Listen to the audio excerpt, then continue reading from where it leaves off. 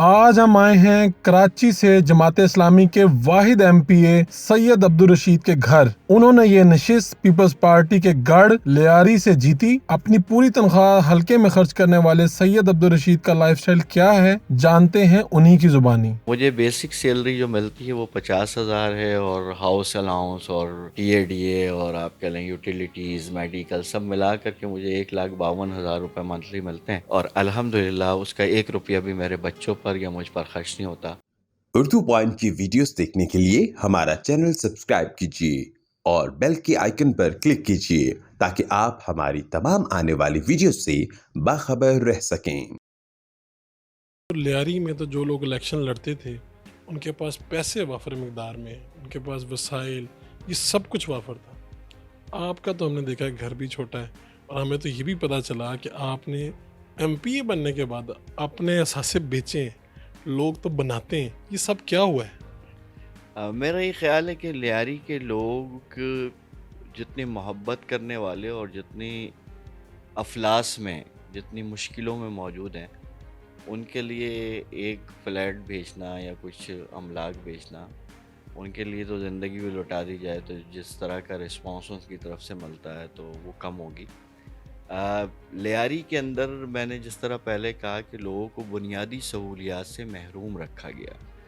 ایسا نہیں تھا کہ سرکار کے پاس وسائل نہیں تھے، ریسورسز نہیں تھے، اسکولوں کی تعداد بھی بہت ہے، ہاسپٹلز بھی بہت ہیں، لیکن سروسز موجود نہیں ہیں۔ تو ایسے پوری صورتحال کے اندر جب ان کے دل کی کسی نے کوئی بات کرنا شروع کی اور اپنی مدد آپ جو ممکن بنتا تھا، میں جماعت کے این جی اوز کو استعمال کرتا تھا، کچھ اہل خیر میرے ساتھ کھڑے ہوتے تھے، اور مل جل کر کے جب ہم خوشی اور غم میں ان کے ساتھ کھڑے رہے تو وہ سیاسی محاذ پر بھی ہمارے ساتھ کھڑے ہوئے۔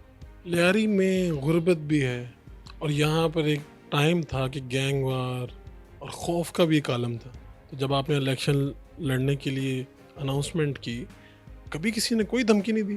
دھمکی تو ایک چھوٹی سی چیز ہے، لیاری کے اندر تو ظاہر سی بات ہے کہ جب مقصد آدمی طے کر لے کوئی، تو میرے تو گھر پہ فائرنگ بھی ہوئی، میرے اجتماعات فائرنگ ہوئی۔ پچھلے دنوں بھی ایک واقعہ ہوا جس کے اندر 3 لوگ زخمی ہوئے ہیں، گولیاں لگی ہیں ان کو، اور وہ بہت کم سن چھوٹے چھوٹے بچے ہیں، بجلی کے الیکٹرک کے خلاف مظاہرہ کر رہے تھے، اور اس کے اوپر تو میرا خیال ہے کہ یہ اس راستے کا حصہ ہے۔ جب ہم اپنے مقاصد کا تعین کر لیتے ہیں تو پھر اس کے اندر سب کچھ لٹانا پڑتا ہے، اور میں یہ طے کر چکا ہوں کہ لیاری کے لوگوں کے جو پرسیپشن سے لے کر کے ان کے معاملات ہیں، ان سب کو بدلنے کے لیے جو ممکن ہوگا وہ کروں گا۔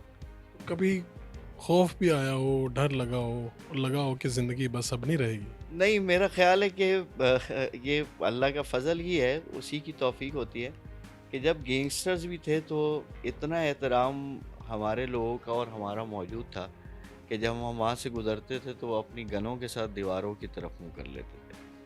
تو اچھا، دوسری چیز میں یہ کہوں کہ جو لیاری کے اندر گینگسٹر ہے تو یہ گینگسٹر پیدا تو نہیں ہوئے تھے، تو یہ محنت کش لوگ تھے۔ کوئی جوڑیا بازار میں کام کرتا تھا، کوئی ردی کے کارخانے میں کام کرتا تھا، کوئی لوموں میں کام کرتا تھا، کوئی کباڑی مارکیٹ میں، کوئی آٹو پارٹس کا، لیکن استحصال در استحصال اور کچھ مذموم عزائم لوگوں کے کہ جنہوں نے ان لوگوں کی غربت کو استعمال کیا، ان کے افلاس کو استعمال کیا۔ ہمارے یہاں تو ایک دور اسٹینڈرڈ ہے نا کہ ایک سرمایہ دار کسی غریب آدمی سے کام کرتا، دن بھر کام کرواتا، اور رات کو اس کے ہاتھ میں 300 کے میلے نوٹ گالیوں سمیت دے کر کے دوسرے دن کی تاکید کر کے رخصت کرتا تھا۔ دوسری طرف جب گینگسٹر آئے تو کام تو ان کے سارے خراب تھے، لیکن وہ جو محنت کش آدمی تھا، جو افلاس کا مارا تھا، اس کو 1 to 5 بھی مہیا ہو گئی، اس کو بغیر کسی مشقت کے روزانہ 1,500 روپے اس کی دہاڑی بھی بندی ہوئی تھی، اور وہ سیاہ اور سفید کا مالک بھی محلے میں بن گیا۔ تو میرا خیال ہے کہ وہ جو اس کی افلاس میں اس کو احساس کمتریوں میں مبتلا کیا گیا تھا، اس کی غربت کا استعمال ان لوگوں نے کیا کہ جو دہشت گردی کو رواج دینا چاہ رہے تھے اور مجموعی طور پر شہر کے امن کو سبوتاش کرنا چاہتے تھے۔ آپ کی تنخواہ کتنی ہے رکن صوبائی اسمبلی کے طور پہ، اور آپ کو یہ نوبت کیوں آئی کہ آپ نے اپنا فلیٹ ہی بیچ دیا ذاتی؟ اس میں دیکھیں میں جب الیکشن لڑ رہا تھا تو ظاہر سی بات ہے کہ میں عام لوگوں میں سے ہوں، اور میں بانگ دہل یہ بات کرتا ہوں کہ میں اسمبلی میں پہنچنے کے بعد بھی میں گیا تو جماعت اسلامی اور ایم ایم اے کے پلیٹ فارم سے، لیکن میں عام آدمی کا نمائندہ بن کر کے گیا ہوں اور اس کے لیے میں بات کرتا ہوں. تو مجھے ایک اچھی طریقے سے یہ اندازہ تھا کہ جس طرح کا فلو الیکشن کمپین میں میری طرف تھا، لوگوں کی محبتیں تھیں اور وعدے اور وفاداریاں محسوس ہو رہی تھیں، تو مجھے اس کا امکان تھا کہ میں کامیاب بھی ہو جاؤں گا. لیکن کامیاب ہونے کے بعد کی مشکلات کہ اگر حکومت میسر نہیں آئی، ریسورسز میسر نہیں آئے، تو میں ان لوگوں کی کس طرح کی مدد کر سکوں گا. تو میرا خیال ہے کہ میں نے اس وقت بالکل درست فیصلہ کیا تھا کہ میں نوکری کے لیے ایم پی اے شپ حاصل نہیں کرنا چاہ رہا، نہ بزنس کے لیے، میں خدمت کے لیے کرنا چاہ رہا ہوں. تو اپنی روٹی روزی کے لیے کچھ نہ کچھ جو انتظام چلتا ہے اس کو چلاؤں گا، اور جو یہاں کی مراد ہوں گی میں عوام پر خرچ کروں گا.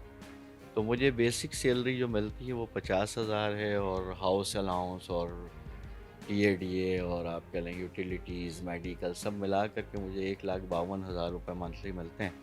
اور الحمدللہ اس کا 1 روپیہ بھی میرے بچوں پر یا مجھ پر خرچ نہیں ہوتا، وہ لیاری کے عوام پر خرچ ہوتا ہے. اور میں نے اس سے بہت بڑے بڑے کام کیے کہ جس کے لیے عوام کو یہ بتایا جاتا ہے کہ کروڑوں کے بجٹ پاس کیے جاتے ہیں. تو میں نے کوئی 63 لاکھوں میں کچھ نہیں تو 6-8 ہزار گھرانوں کے پانی کا مسئلہ حل کیا. میں نے محلوں کے سیوریج کے مسائل حل کیے. میں نے سرکاری اسکول میں جہاں بچوں کے پاس یونیفارم نہیں تھا، ویسے ریاست کی ذمہ داری ہے، بجٹ میں شامل بھی ہوتا ہے، پر کیپیٹا جو گورنمنٹ اسکول کے بچے کا بجٹ مختص کیا جاتا ہے وہ 18,000 روپے منتھلی ہے، لیکن وہاں بچے کے پاس شوز نہیں، وہاں یونیفارم نہیں. تو میں نے تو یہ بھی طے کیا، بیچ میں کووڈ آ گیا اور میں نے ماڈل کلاسز بنانا شروع کی، اور ہفتے میں 1 دن مختص بھی میں نے کیا کہ میں سرکاری اسکولوں میں جا کے خود پڑھاؤں گا. اور 6 سے لے کر میٹرک تک کے جو اسٹوڈنٹ تھے ان کے ساتھ میں خود براہ راست انٹریکشن بھی رکھتا تھا، اور پیرنٹس میٹنگز بھی بلائیں تاکہ اسکولوں کا معیار کچھ بہتر کیا جائے. تو الحمدللہ میرے پاس جو مراد ملی پریولیج کے حساب سے، وہ سب میں نے لیاری کے عوام پر خرچ کی اور اس کو مجھے اطمینان ہے. آپ کے پاس اس وقت اپنے ذاتی استعمال میں گاڑیاں کتنی گاڑیاں موجود ہیں؟ کیونکہ آپ کی گلی میں تو گاڑی نہیں آ سکتی. میرے پاس جماعت اسلامی کی ذمہ داری کی حیثیت سے جو جماعت اسلامی کی گاڑی ہے امیر ضلع کی، تو وہ ایک مہران کار میرے پاس موجود ہے، اور میں اسٹینڈنگ کمیٹی کا چیئرمین ہوں. اور چیئرمین کے پریولیج میں ویسے تو 1800 سی سی کی گاڑی ہے، لیکن میرے پاس جو ہے وہ 1000 سی سی کی سوئفٹ ہے، اور میں اس کو استعمال کرتا ہوں. تو یہ جو ایم پی اے شپ ہے، ایم این اے شپ ہے، اس پہ تو بڑے پیسے لگ جاتے ہیں، جو آفیسز چلتے ہیں. آپ کا ذریعہ معاش کیا ہے؟ کتنے پیسے لگتے ہیں؟ دیکھیں مجھے اس وقت میری جو اسمبلی سیلری ہے وہ پبلک مسائل پر خرچ ہوتی ہے، اور پبلک سیکریٹریٹ کے لیے مجھے 1,00,000 روپے میری پارٹی دیتی ہے کہ جس سے میں امپلائمنٹ اس کی کرتا ہوں. زیادہ تر کام والنٹیئر ہی ہوتا ہے ہمارے سسٹم میں، ہماری پارٹی میں بھی.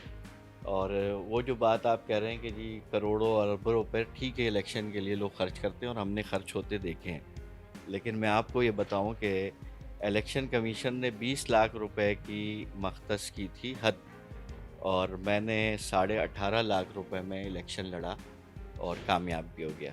پورے پاکستان میں واحد ایم پی ہوں گے جس نے 18 لاکھ میں الیکشن لڑا اور جیت بھی گیا. میرا خیال ہے کہ یہ بات درست ہے، اور کیونکہ لیاری کے لوگ والنٹیئر ہی، باقی پارٹیوں کے ساتھ تو لوگ وہ معاش سے اور پیسوں سے وابستہ ہوتے ہیں، لیکن میرا خیال ہے کہ یہ محبت دو طرفہ ہے. تو والنٹیئر ہی لوگوں نے کام کیا. میرے اخراجات جو الیکشن میں ہوئے تھے وہ پرنٹنگ مٹیریل پر ہوئے تھے، ڈیکوریشن پر ہوئے تھے، پولنگ کیمپس جو لگتے ہیں، اور اس کے علاوہ ووٹر لسٹ کی خریداری اور الیکشن نامینیشن پیپر کی فیس. اس کے علاوہ میرے 70% دفتر بھی والنٹیئر ہی تھے، اور ورکر بھی 100% رضاکارانہ تھے کام کرنے والے. ایک طرف تو آپ کے سربراہ سراج الحق صاحب کہتے ہیں کہ دھاندلی ہوئی ہے، اور دوسری طرف پیپلز پارٹی کی گڑھ سے عبدالرشید سندھ اسمبلی میں پہنچ جاتے ہیں. اب دونوں میں سے بیانیہ کون سا درست ہے؟ کیا دھاندلی ہوئی تو لیاری میں نہیں صرف ہوئی؟ دیکھیں یہ سراج الحق صاحب کا یہ بیانیہ کہ دھاندلی ہوئی، تو بحیثیت ممبر صوبائی اسمبلی اور کینڈیڈیٹ دونوں کے، میں تو دھاندلی کو براہ راست فیس کر رہا تھا، کیسے؟ اور حتی الامکان کوشش کی گئی کہ میں اس پلیٹ فارم سے اور اس مقام سے ایم پی اے بن کر نہ ہوں، یعنی پلیٹ فارم جماعت اسلامی اور مقام لیاری۔ نامینیشن پیپر ہونے سے شروع سلسلے سے لے کر کے انتخابی نتائج تک سراج الحق صاحب کا بیانیہ بالکل درست ہے کہ ہر چیز میں رخنہ ڈالا گیا، ہر چیز میں رکاوٹ پیدا کی گئی۔